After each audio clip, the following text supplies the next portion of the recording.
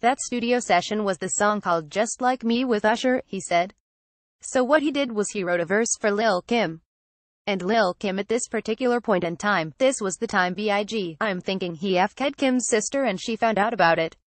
This was in the music. She was upset when she came to the studio about this, and he couldn't really get her to do the rap. And me and Usher were there, young, watching what's going on, and big pulled a strap out on her.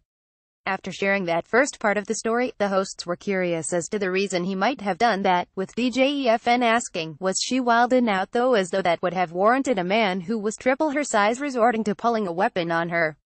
The pre made it clear that it was done to make a point.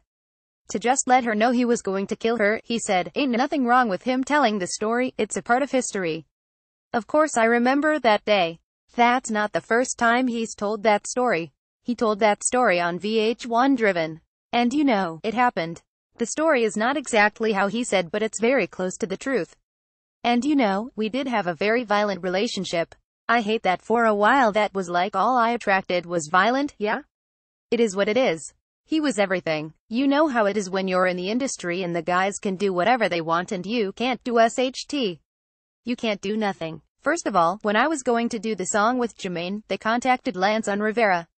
Biggie wasn't even involved in that.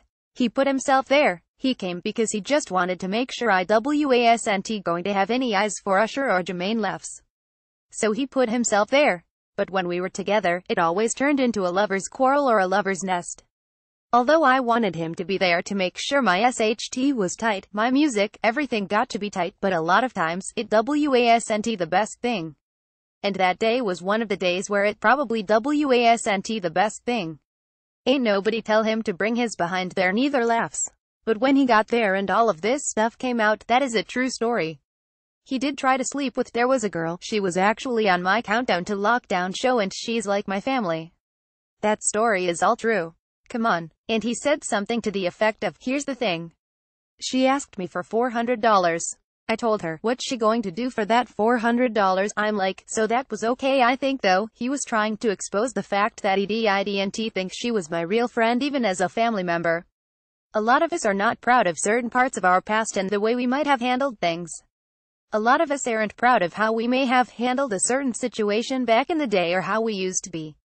Now I'm going to tell you, Big was a Gemini. All I know is Geminis. I've learned how to really deal with Geminis, and Geminis really are two people.